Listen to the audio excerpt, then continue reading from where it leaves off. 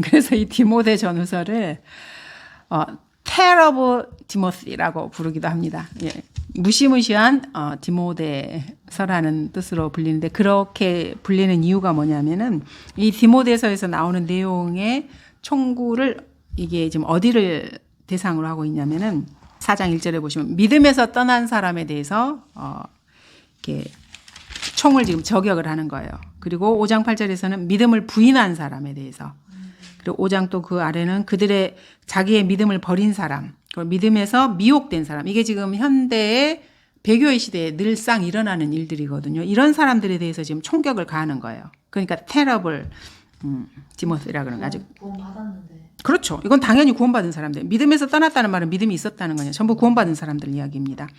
그리고 믿음에 관해서는 벗어났다라고 표현을 하고요. 믿음을 뒤엎었다라는 표현도 있고, 믿음에 관해서는 버림받은 그리스도인을 말하는 것입니다. 자연인을 말하는 것이 아니고. 그래서 디모데 전후서 내용에 대해서 구원받은 그리스도인들, 성도들이 끔찍하게 여기는 거예요. 그런 사람들을 저격하는 그런 말씀을 하고 있기 때문에 그렇습니다. 우리는 이제 서론만 보는 거기 때문에 깊게는 들어가지 않겠습니다. 그래서 디모데 전후서는 그 목회서신이라 그래요. 디모데가 에베소서 교회의 목사라 그랬잖아요. 그리고 바울의 영적인 아들이고 그 후계자로 봤다고 했기 때문에 그 목회자의 그 자격에 대해서 논하는 부분들이 여기에 나오고요. 그 집사의 그 자격에 대해서도 여기서 이렇게 말씀을 하십니다.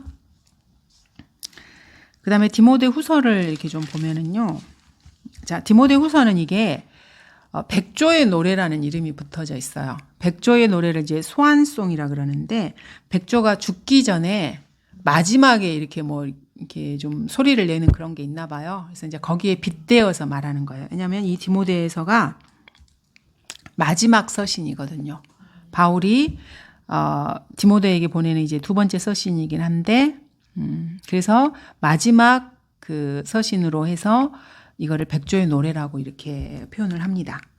그리고 이제 거의 고별사 느낌인 거죠. 자기 사역을 완전히 다 마무리하면서 이제 자기가 죽을 것도 다 알고, 이제 얼마 있으면 내가 죽겠구나라고 이제 생각을 하고 이 사역과 관련해서 마무리하면서 이제 디모데에게 당부를 하는 그런 내용입니다. 그래서 바울 같은 경우에는 이제 네로 통치 때 살았어요. 우리가 네로 잘 알잖아요. 약간 이제 반미치광이 같은 그런 걸로 많이 묘사가 되는 사람인데, 그래서 네로 통치하에서 바울이 참수형으로 죽게 됩니다. 그때 이제 마지막, 그래서 AD 한 68년.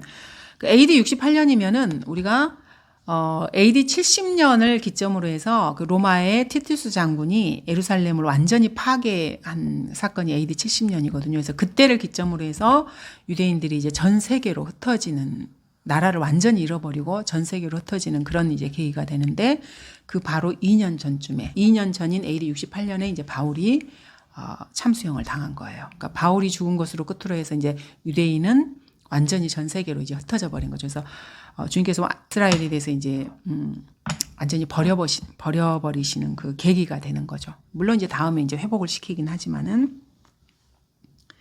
그래서 당연히 디모데후서는 교회 시대의 마지막 날들을 다루는 서신이라고 할 수가 있습니다. 이 기록 연대로 봐서도 그렇고요. 그래서 교회 시대 끝에 설교자가 설교해야 하는 서신들 중에 하나가 디모데후서라고 할 수 있습니다. 그래서 바울은 이제 자기 죽음을 앞두면서 디모데에게 고별사처럼 말하면서 인내로 자기 앞에 놓여 있는 경주를 지속할 것을 당부하게 됩니다. 그래서 그리스도인에게는 인내가 반드시 필요하고요. 당연히 바울 당대부터 있었던 그 배교를 예언을 합니다. 이 디모데서를 통해서요. 이게 예수님을 안 믿는 사람 어떤 그런 집단에서 일어나는 배교가 아니고요. 그리스도의 몸된 교회 내에서 일어나는 배교를 말하는 것입니다. 그러니까 사실은 그게 더 이제 무섭고 치명적인 거죠. 예수님 안 믿는 사람은 뭐 그 사람들이 어떻게 살든지 간에 교회에게는 영향을 미치지 않거든요. 근데 교회 내에서의 배교에 대해서 이제 말씀을 하고 있습니다. 그래서 이 시대를 살아가는, 배교의 시대를 살아가는 그리스도인들에게 중요한 말씀이기도 합니다. 그리고 이제 저희가 여기서 아주 유명한 디모데후서 3장 16절 있죠. 자, 모든 성경은 하나님의 영감으로 주어진 것으로. 그러니까 성경이 하나님의 영감으로 주어졌는데 그 목적을 지금 말씀하십니다. 교리. 그러니까 첫 번째가 교리예요. 교리는 아주 중요합니다. 요즘 시대에는 교리 논쟁하는 걸 이제 더 이상 사람들이 별로 중요시하지 않게 생각하는데 이 교리가 사람의 혼이 달린 문제고 그리스도의 심판석에서 자신의 유업이 달린 문제이기 때문에 아주 중요합니다. 그 다음에 책망과 바르게 함과 의로 훈육하기에 유익하니 성경 자체를 통해서 내가 하나님의 말씀으로 책망을 받고 나의 잘못된 부분을 바로잡고 그리고 하나님의 의로 내 자신을 스스로 훈육을 하셔야 됩니다. 그래서 이게 안 되면 목자가 하나님께서 주신 권위로 그 사람에게 사실은 하는 게 맞습니다. 성도들에게. 이렇게 하는 이유가 이는 하나님의 사람이 온전하게 되며 모든 선한 일에 철저히 구비되게 하려 함이라. 그래서 그리스도인이 모든 선한 일, 하나님의 일에 철저하게 구비되는 것은 오직 하나님께서 영감으로 주신 모든 성경을 통해서 이게 가능합니다. 성경 말씀을 통해서 온전한 사람이 될 수 있도록 철저하게 준비를 하는 것입니다. 그리고 4장 2절 후반부에 보시면 모든 어뢰 차름과 교리로 견책하고 책망하며 권고하라. 이렇게 해서 교리의 중요성을 지금 말하고 있는 것입니다.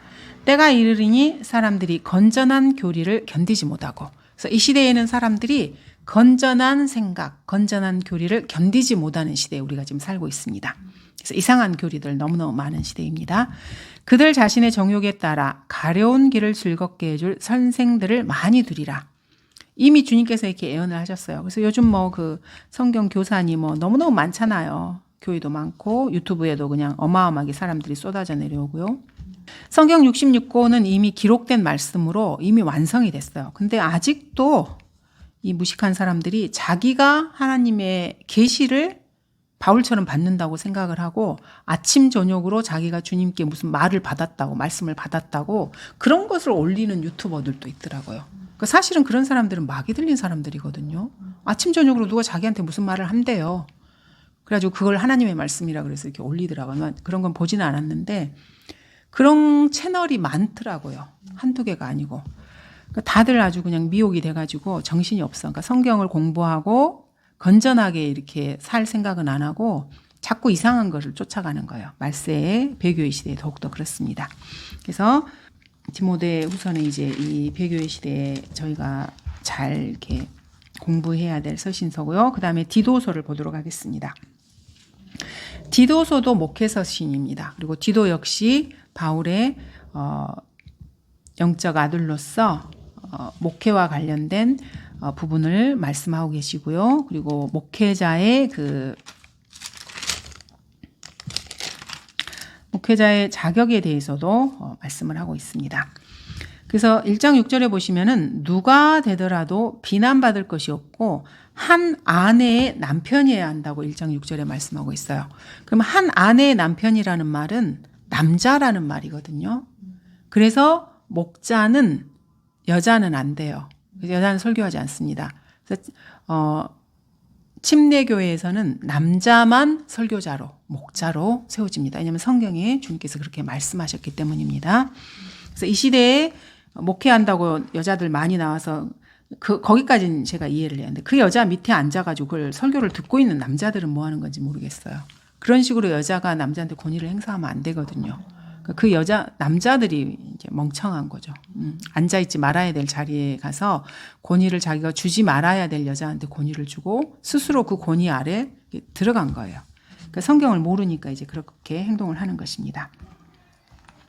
아까도 말씀드린 것처럼 바울의 영적 아들은 디모데, 디도, 오네시모 이런 사람들이 영적 아들이고 바울이 이 사람들을 개인적으로 훈련을 시켰다는 것을 우리가 알아야 돼요. 그래서 지금은 이제 뭐 교단이나 이런 교세들이 커져가지고 그 신학교를 세워서 사람들이 신학교를 졸업하면 자동으로 목사가 된다고 생각을 해요. 그래서 물론 그 사람들은 이제 성경도 없고 이런 사람들이기 때문에 모든 뭐 실행이나 교리나 다 틀렸지만은 신학교를 세워서 그래서 교회가 없는 목사들이 많아요. 그러니까 목회를 하지 않은데 자기를 소개할 때 목사라고 소개를 해요. 근데 목사가 아니거든요. 신학교를 나와서 목사가 되는 게 아니에요. 신학교를 나올 수도 있고 목사는 나오지 않을 수도 있어요. 하나님께서 부르셔야 그 사람이 목사를 하는 거거든요. 그러니까 목회를 하는 거예요. 그래서 부르심의 증거가 있는 사람이 목회를 하는 거지 내가 무슨 신학교를 나왔다 그래서 내가 목사다. 이거는 너무나 비성경적입니다. 근데 이거는 지금 우리나라에서는 거의 일반화가 되어버렸어요.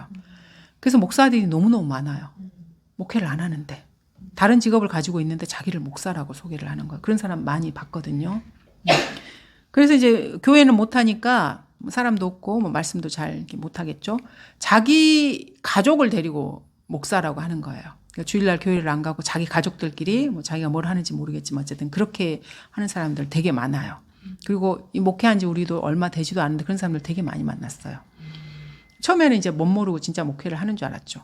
나중에 보니까 그게 아니에요. 아무것도 없어요. 자기 가족들만 데리고 이렇게 해요. 그리고 목사라고 소개를 하고 이런 사람들이 많더라고요. 바울에게는 교단도 없었고요. 학교를 설립하지도 않았고요. 바울 자신이 은혜의 복음을 하나님으로부터 개인적으로 계시를 받았고요. 그래서 자신이 받은 예수 그리스도께 받은 것을 이 영적 아들들에게 개인적으로 가르쳐서 개인적으로 훈련을 시킨 거예요. 그래서 그 사람들이 그 바울의 뒤를 이어서 계속해서 사역을 이어갔던 것입니다. 그래서 성경을 나누어서 공부하는 법도 가르치고 설교하는 법도 가르치고 구절구절 가르치고 했겠죠. 그러면서 이제 디도서에 보시면은 이것도 교회 내의 이야기입니다. 교회 내에 도둑질하고 그리고 게으르다는 평판을 받은 사람들이 있다는 걸 말하면서 이 사람들에 대해서 이제 경고하는 이야기를 합니다. 그리고 이런 사람들이 영적이면서 도덕적일 필요가 있다고 말을 합니다. 자, 여기 보시면 이제 디도서 1장에 10절부터 보시면은 이는 불복종하는 자들과 헛된 말을 하는 자들과 속이는 자들이 많기 때문이며 바울 당대부터 사람 속이고 이상한 말하고 이런 사람들이 계속 많이 있었어요. 특히 할례파 중에 그러한 자들이 많으니. 자, 이 할례파라는 것은 예수님을 믿고 나서도 이제 구원을 받았는데 모세의 율법에 따라서 할례를 다시 받아야 된다고 지금 그런 주장을 하는 거예요. 얼토당토 않은 말을 하는 거죠. 우리 그리스도인들의 입장에서 봤을 때. 근데 그 당시에는 유대인들은 그 유대교 자체가 종교일 뿐만 아니고 자기 나라 삶의 문화예요, 문화. 그래서 애들을 당연히 남자아이가 태어나면 8일이 지나면 할례를 하고 여러 가지 희생제를 드리고 여러 가지 율례들이 이렇게 있거든요. 근데 구원을 받았어요. 그런 유대인들이. 그런데도 이거를 계속해야 구원을 받는다고 말을 하는 거예요. 근데 문화로서 그 사람들이 이런 것을 계속해서 이어나가는 것은 상관이 없어요. 그리스도인이라고 해도 애가 태어나면 8일 만에 할례를 주고 왜냐하면 유대인이기 때문에 그러는 건 상관이 없지만 이것을 해야 구원을 받는다던가 구원을 유지된다던가 이렇게 하면 이건 완전히 이단 교리가 되어버리는 거거든요. 그래서 하나님을 대적하는 자리에 이렇게 서게 되는 것입니다. 그래서 그 당대에는 이제 이 할례파가 가장 큰 문제였어요. 그리고 모세의 율법을 지켜야 된다고 이제 말을 하고 이제 할례파뿐만 아니고. 근데 이 시대에도 대한민국 사람들인데 그 율법을 지켜야 된다고 하는 사람들이 있어요. 그게 이제 안식교도들이 그래요.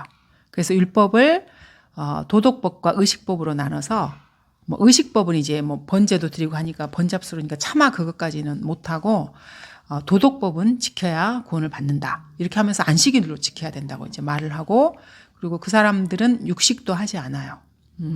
음식도 이제 가리고. 근데 골로새서에 보면 하나님께서 모든 그 음식은 기도와 말씀으로 깨끗하게 됐다고 이렇게 말씀을 하셨거든요. 그러니까 성경을 모르는 사람들이에요. 그 사람들은. 신약 성경을 모르는 사람들이죠. 그러니까 이런 사람들이 이렇게 하는 행동이 뭐냐면 11절에 나오는데 더러운 이익 때문에 가르쳐서는 안 될 것들을 가르쳐서 집들을 온통 뒤집어 놓는 그들의 입을 막아야 될 것이라고 말하고 있어요. 이익 때문에 그래요. 자기의 수입과 관련되기 때문에 이런 일들을 벌이는 거예요. 이 시대의 기독교계도 마찬가지고요. 그 사람들을 자기 종으로 만드는 이유가 그 사람들의 주머니를 털어서 자기가 먹고 살려고 그러는 거예요. 그 사람들이 하나님을 바로 섬기게 하는 게 목적이 아닌 거고 똑같아요. 그때나 지금이나. 더러운 이익 때문에 가르쳐서는 안 되는 이런 이단 교리를 사람들에게 가르쳐서 사람들을 자신의 종으로 만드는 것입니다.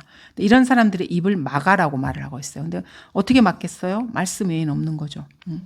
올바른 교리를 배워서 올바른 말씀을 그 사람들에게 제시하는 것 외에는 없습니다.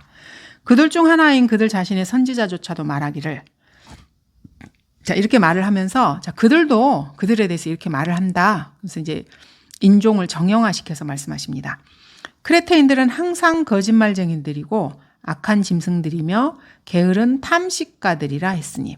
자, 크레테는 유럽에 있으면은 그 아래에 이렇게 조그만 섬이 하나 있거든요. 이 지중해에 고기가 크레테가 있는데 고기 사람들을 말하는 거예요. 근데 그쪽 사람들은 거짓말쟁이, 악한 짐승, 게으른 탐식가라고 그쪽 사람들을 정형화시켜서 이렇게 딱 제시를 해요. 요즘에 이렇게 했다가는 인종차별주의라고 난리 나겠죠. 근데 이렇게 바울이 이렇게 해요. 이 사람들은 이런 사람들이라. 그래서 우리가 이제 편견이라고 하면 보통 이게 나쁜 의미로 이게 편견이란 말이 쓰이거든요. 근데 편견이라고 하는 것은 인간이 경험을 통해서 자기가 배운 것이 굳어진 게 편견이에요. 그 사실은 이 편견이 나쁜 것만은 아닙니다. 그래서 이제 어떤 인종에 대해서 사람들이 경험을 막 하잖아요. 그러면 자기가 아는 거예요, 사람들이. 아, 저쪽 사람들은 이러한 특성이 있어. 그러니까 보통 근데 인간은 안 좋은 특성이 많잖아요. 그러니까 이런 뭐 게으르다던가 말하면 뭐 이렇게 목소리가 막 크다던가 뭐 그런 거 있잖아요. 그런 걸 정형화시키는 거예요. 근데 그게 편견인가요? 사실인가요? 이건 한번 저희가 생각을 해볼 필요가 있습니다. 그래서 아무한테나 편견을 갖는 건 별로 좋은 건 아니지만은 편견은 사람을 조심성 있게 만들어요. 그래서 다른 사람에게 함부로 이렇게 그 사람의 잘못된 거를 내가 같이 동화되지 않도록 조심시키는 그런 역할이 있거든요. 왜냐하면 인간의 경험을 통해서 쌓아온 그 결정체가 이렇게 편견으로 딱 이렇게 굳어지거든요. 근데 이 편견이 너무 심하면 이제 좀 안 되겠지만, 왜냐하면 인간은 그런 집단적으로 특징이 있기도 하지만 또 개별적으로도 사람이 좀 다르잖아요. 집단적으로 이제 생각하는 건 괜찮지만 개별적으로 그 사람에게 이거를 너무 지나치게 적용시키는 건 좀 이제 자제를 할 필요가 있는 것 같습니다. 근데 바울은 이 크레테인들을 이렇게 정형화시켜서 이쪽 사람들이 이런 종류의 사람들이라고 이렇게 딱 못을 받고 있습니다. 근데 이 증거가 옳다고 말을 해요. 그러므로 너는 그들을 엄히 꾸짖어 그들로 믿음 안에서 건전하게 하고. 자, 믿음 안에서 건전하게 한다는 말은 이 사람들이 이미 믿는 사람들이라는 말이거든요. 세상 자연인이 아니란 말이에요. 그러니까 예수님을 믿어도 예전에 그 습관들이 그대로 있는 거예요. 그래서 말씀으로 이 사람들을 꾸짖고 책망하고 견책해서 올바르게 세워나가는 것입니다. 이게 이제 목회를 하는 거고요. 목회의 어려운 부분 중에 하나이기도 합니다. 그래서 믿음 안에서 건전해지게 하고 유대인들의 꾸며낸 이야기와 진리에서 벗어난 사람들의 계명들에 귀를 기울이지 못하게 하라고 말하고 있습니다. 그래서 우리가 세상의 다양한 이야기에 지나치게 귀를 기울이는 것은 믿음 생활을 하는데 별로 좋은 영향은 아니에요. 독이 되는 경우가 많아요. 특히 이게 꾸며낸 이야기. 요즘은 꾸며낸 이야기가 각광받는 시대잖아요. 사람들이 재밌어하고 이렇게 뭐 스토리텔러라 그래가지고 이제 요즘은 광고 같은 것도 뭐 이렇게 스토리로 이렇게 엮어서 한다 그러고 막 이렇게 뭐 여러 가지 이야기가 있는데 어쨌든 간에 근데 사실은 다 꾸며낸 이야기거든요. 진리의 지식 외에는 다 꾸며낸 이야기가 포함이 되어 있는 것입니다. 그래서 이런 사람들은 진리에서 벗어난 사람들이에요. 이런 사람들의 계명, 이런 사람들이 주장하는 그런 말들에 귀를 기울이지 못하게 하라고 말을 하고 있습니다. 그래서 자기 귀를 조심하는 게 좋아요. 그러니까 눈도 조심해야 되지만은 아무 이야기에나 이렇게 자기 귀를 줘가지고 그럼 자기가 망하는 거거든요. 내가 말씀에 귀를 기울이고 주님이 나에게 말씀하시는 것에 권위를 두고 이렇게 살아야 되는데 인간은 많이 듣잖아요. 그러면 거짓말도 진짜로 믿어요. 그래서 공산주의 그 선동하는 그 책략가들이 있거든요. 그리고 히틀러의 그 선동하는 그 부가 따로 있어요. 그 사람들이 그거를 연구를 해서 만들어내거든요. 그냥 아무렇게나 해서 막 이렇게 일이 되는 게 아니고 그게 사탄의 전략이에요. 그래서 거짓말을 계속해서 반복해서 말을 하면 사람들이 그걸 믿어요. 광고가 그 효과 중에 하나거든요. 짧게 아주 임팩트 있게 광고를 만들어서 사실이든 아니든 계속해서 사람들한테 쏘아대는 거예요. 가는 데마다 눈에 보이게 하고. 그럼 사람들이 그거를 실제로 믿어요. 안 믿을 것 같죠. 근데 실제로 믿어요. 그래서 저 화장품을 받으면 자기도 그 연예인처럼 될 거라고 생각을 해요. 그 옷을 입으면 자기도 그 사람처럼 멋진 사람이 될 거라고 생각을 하는 거예요. 그래서 그 명품을 사서 자기 이게 팔에 차고 명품 백을 이렇게 자기가 들고 다니면은 자기가 명품이 된다고 착각을 해요. 그게 광고의 효과예요. 근데 광고하는 사람들도 바보 아니거든요. 인간의 심리를 이렇게 연구해가지고 어마어마하게 거기다 연구비 들여서 이렇게 연구해서 그거를 만들어내요. 공산주의 선동이나 선전하는 것도 마찬가지고 히틀러도 마찬가지고요. 그래서 독재자들은 항상 언론을 먼저 장악해요. 언론을 장악해서 자기가 보여주고 싶은 것만 사람들에게 보여주고 사람들이 듣고 싶어 하는 게 아니고 자기가 듣게 하고 싶은 것만 사람들 귀에 들려주는 거예요. 그러면 인간이 세뇌가 되거든요. 자주 듣고 자주 보면은. 그래서 거짓말도 사실이라고 믿어요. 자꾸 이렇게 듣게 되면은. 그래서 우리도 그것을 안다면은 내가 보고 듣는 것에 주의하셔야 돼요. 아무거나 이렇게 막 듣고 누가 말한다 그래서 다 이렇게 귀를 내주고 그러면 안 됩니다. 특히 외부 사람들에게는 이제 구원을 안 받은 사람들이니까 어느 정도 우리가 이게 조심을 해요. 근데 뭐 같은 그리스도인이라 그러고 구원 받았다 그러고 나도 뭐 이 성경을 쓴다 그러고 그러면서 나중에 엉뚱한 소리를 하는 사람들이 요즘은 꽤 됩니다. 특히 이제 한글 킹제임 성경이 나온 지가 30년이 넘어서 이 성경을 쓰는 교회도 꽤 돼요. 알게 모르게. 성경이 꾸준히 지금까지 판매가 됐기 때문에. 근데 이 사람들이 항상 여기다가 자기의 그 육신을 섞어가지고 끝에는 이상하게 이렇게 버무려 놔요. 우리 그때 배웠잖아요. 욕망으로 말미암아 스스로 분리된 사람들. 그러니까 욕망은 있어요. 그리고 죄인들도 진리에 대한 갈망은 있거든요. 인간의 본성 안에. 근데 진리를 주잖아요. 그럼 이거를 자기의 육신과 섞어서 또 다른 불의를 만들어 놓는 거예요. 그래서 그런 사람들에게는 하나님께서 진리를 보여주시는 것을 좋아하지 않으셔요. 그 사람들이 주면은 어떻게 하는지 다 아시기 때문에. 그래서 겸손한 마음으로 주님 앞에 다가가는 사람들에게 주님께서 말씀을 보여주시는 것입니다. 그래서 2장에서는 이제 디도서 2장에 보시면은 건전한 교리와 도덕적인 삶에 관련해서 말씀을 하고 계십니다. 그래서 바울 서신을 보면 우리가 구원받는 거는 간단한데 그리스도인의 실천적인 삶에 대해서 구구절절히 계속해서 반복해서 말씀하셔요. 이거는 하라, 이거는 하지 말아라. 그것이 너무나 중요하기 때문에 그렇습니다. 그리고 도덕적인 삶을 사는 것은 그리스도인이 성령의 능력을 나타내는 방법 중에 하나예요. 죄하고 계속해서 연루가 되면은 성령의 능력이 이렇게 나타나기가 어려워요. 그러니까 성결한 삶을 살아야 성령의 능력을 이렇게 발휘할 수가 있습니다. 그리고 3장에서는 그리스도인의 선한 행실의 필요성에 대해서 말씀하고 있습니다. 그래서 교리를 아는 것도 중요하고 그리스도인이 선한 삶을 사는 것도 너무나 중요합니다. 이 두 가지는 뭐 누가 더 낫나 어쩌나 이거보다 같이 중요하다고 아셔야 돼요. 그래야 그리스도인으로서 삶을 살고 사탄이 우리 삶에 개입하지 않을 수 있기 때문에 그렇습니다. 자, 그다음에 마지막으로 빌레몬서를 보도록 하겠습니다. 자, 아까 말씀드린 것처럼 빌레몬서의 수신인은 빌레몬이라는 노예 주인입니다. 이때에는 노예 제도가 있었고요. 이 빌레몬은 골로새에 살고 있는 아주 부유한 그리스도인이었어요. 그래서 바울과 친분 관계가 있었고 서로 알고 지내요. 그러니까 바울이 가르쳤겠죠. 바울은 이제 말씀을 전파하고 성경을 가르치는 사람이니까. 그래서 1절에 보시면은 참으로 사랑하는 동역자 빌레몬. 그래서 빌레몬을 참으로 사랑하는 사람이라고 이렇게 표현을 하고 있습니다. 이 노예 주인에 대해서. 그리고 또 하나는 2절에 우리의 사랑하는 아피파. 이 사람도 이 서신서의 수신인입니다. 그다음에 세 번째로 우리와 함께 군사된 아키포와 너의 집에 있는 교회에게 편지하노니. 그래서 수신인이 셋으로 나뉘어집니다.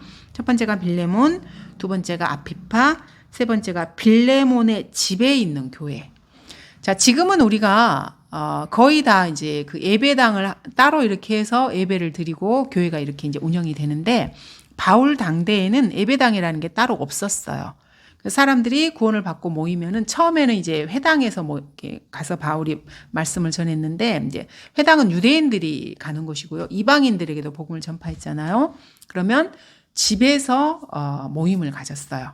그러니까 집에 있는 교회가 되는 거예요. 그러니까 집이 교회당이 되는 거죠. 그러니까 좀 돈이 있고 좀 부유한 사람이어야 집이 크고 사람들을 수용하니까 빌레몬이 자기 집을 그런 장소로 이제 내준 거죠. 그래서 빌레몬의 집에 있는 교회라고 표현을 하고 있습니다. 그래서 여기서 이제 다루는 것은 노예가 오네시모라고 하는 노예가 도망을 친 거예요. 그래서 바울이 감옥에 갇혔을 때 이 사람을 만나서 이렇게 말씀을 전해서 이 사람이 그리스도인이 된 겁니다. 그리스도인이 되고 이제 이야기를 해봤더니 빌레몬 이야기가 이제 자기 이야기를 했을 거 아니에요. 노예가 어디서 도망왔고 이런 알고 봤더니 자기가 알고 있는 빌레몬이라는 성도의 노예였던 거예요. 그러면 이 사람의 노예면은 그때는 노예가 재산이잖아요. 그래서 바울이 이 오네시모를 다시 빌레몬에게 돌려보냅니다. 보내면서 이 오네시모 편에 이 서신을 써서 이렇게 보내주는 거예요. 자, 그러면서 이제 몇 가지 이야기를 하는데 10절에서 11절 내가 갇힌 중에 낳은 내 아들 오네시모를 위하여 내게 간청하노니 이제 이 오네시모를 보내면서 바울이 이제 간청을 하는 거예요. 그가 전에는 내게 무익하였으나 이제는 너와 나에게 유익함으로. 그러니까 예전에는 그리스도인이 아니었기 때문에 이 오네시모가 무익한 노예였어요. 근데 이제는 그리스도인이 되었기 때문에 바울에게도 유익한 사람이 되었고 빌레몬에게는 그 집의 노예이기 때문에 당연히 유익한 거고요. 그래서 유익한 사람으로 이제 바뀐 거예요. 바울을 통해서. 그래서 이제 보내는 것입니다. 내가 그를 다시 보내노니 그러므로 너는 그를 받아들이라. 그는 내 마음 같은 자니라. 우리나라 말에 부모님들이 막 이렇게 힘든 일 당하고 그러면 애간장이 녹는다는 표현을 하잖아요. 이게 지금 그 말이에요. 내 마음 같은 사람이라. 그러니까 내 내장, 내 심장 같은 사람. 그러니까 그런 표현을 지금 쓰는 것입니다. 오네시모에 대해서 자기가 사랑하는 사람이라는 거죠. 내가 그를 나와 함께 있게 하여 복음을 위하여 갇혀 있는 나를 내 대신 섬기게 하고 싶었으나, 그러니까 바울의 마음으로는 이제 오네시모가 구원을 받았으니까 같이 예수님을 섬기고 바울이 데리고 다니고 싶었던 거예요. 근데 노예이기 때문에 소유주가 빌레몬이잖아요. 그래서 그렇게 하지 않고 다시 이렇게 보낸 거예요. 그리고 빌레몬에게 부탁을 하는 것입니다. 내 승낙 없이는 내가 아무것도 하기를 원치 아니하노니 이는 너의 선한 일이 억지로 되지 아니하고 자의로 되게 하려 함이라. 그래서 보내면서 내가 사실은 오네시모를 같이 데리고 다니면서 이렇게 이 오네시모가 나를 섬기는 일을 같이 하고 싶다라고 이렇게 편지를 보내는 것입니다. 그래서 빌레몬의 지금 허락을 맡으려고 하는 것입니다. 그가 잠시 떠나 있게 된 것은 아마 이로 인하여 내가 그를 영원히 얻게 하려는 것인지도 모르니. 그러니까 이제 오네시모가 도망을 간 거잖아요. 그러니까 이제 뒤돌아봤더니 이런 일이 일어난 것은 그러니까 영원히 오네시모를 얻는다. 이 말은 이제 오네시모가 구원을 받게 하기 위해서 이런 일이 일어난 건지도 모른다라고 이제 이야기를 하면서 육신적으로는 노예이지만은 이제 그리스도 안에서는 사랑하는 형제가 되었으니까 오네시모를 받아주고 그리고 그가 나를 섬길 수 있게 이렇게 해라 이렇게 이제 말을 하고 있습니다. 그래서 이제 빌레몬서의 이 주제는 유용한 그리스도인이 되는 것과 관련해서 이제 말씀을 하고 있습니다. 이렇게 해서 저희가 로마서부터 빌레몬서까지 이 시대의 그리스도인들에게 실천적인 면에 있어서나 교리적인 면에 있어서 적용이 가능한 바울 서신을 저희가 한번 이렇게 쭉 살펴보았습니다. 히브리서도 당연히 바울이 쓴 서신이에요. 근데 바울이 가장 먼저 쓴 서신이 히브리서고 이 히브리라는 말은 유대인을 말하는 거거든요. 히브리라는 말은 물을 건넜다라는 뜻이에요.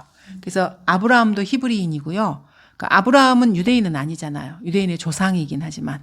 그래서 그 유프라테스 강을 건너서 가나안 땅으로 들어왔잖아요. 그래서 물을 건넜다는 뜻이에요. 그래서 유대인들을 히브리인이라고 표현을 해요. 그 조상이 그렇기 때문에. 그래서 이 히브리서는 구원받은 사람한테 보낸 게 아니에요. 왜냐하면 유대인들 중에는 구원을 받은 사람도 있지만 구원을 받지 않은 사람들도 있거든요. 그러니까 이거는 관점을 달리 하셔야 돼요. 바울은 유대인이었어요. 구원을 받은 유대인이지만 유대인이었어요. 그러니까 유대인은 자신의 동족인 거예요. 그래서 이 히브리서는 유대인에게 동족에게 보내는 서신서예요. 그래서 그리스도인에게 100% 적용이 안 돼요. 이거는 유대인에게 관련된 이야기가 있기 때문에. 그래서 유대인들은 대환란에 남겨질 사람들이잖아요. 그래서 대환란 구절들이 많이 나와요. 여기에는. 그래서 이거를 저희에게 교리적으로 적용하면 안 됩니다. 그래서 히브리서는 이 교회 시대인 바울의 이 서신서, 로마서에서 빌레몬서까지 이걸 이제 교회 시대잖아요. 그래서 교회 시대에서 대환란으로 넘어가는 전환기적인 책이라고 저희가 배웠습니다. 그래서 교회 시대 교리도 당연히 조금 있고요. 근데 주를 이루는 것이 대환란 교리입니다. 그래서 이거를 우리한테 적용을 하면 구원을 못 받아요. 구원을 잃어버린다는 이야기가 있고 막 이렇게 나오기 때문에 그래서 이거는 조심하셔야 됩니다. 이렇게 해서 저희가 히브리서까지 살펴보았습니다. 그리고 오늘은 여기까지 하도록 하겠습니다. 네.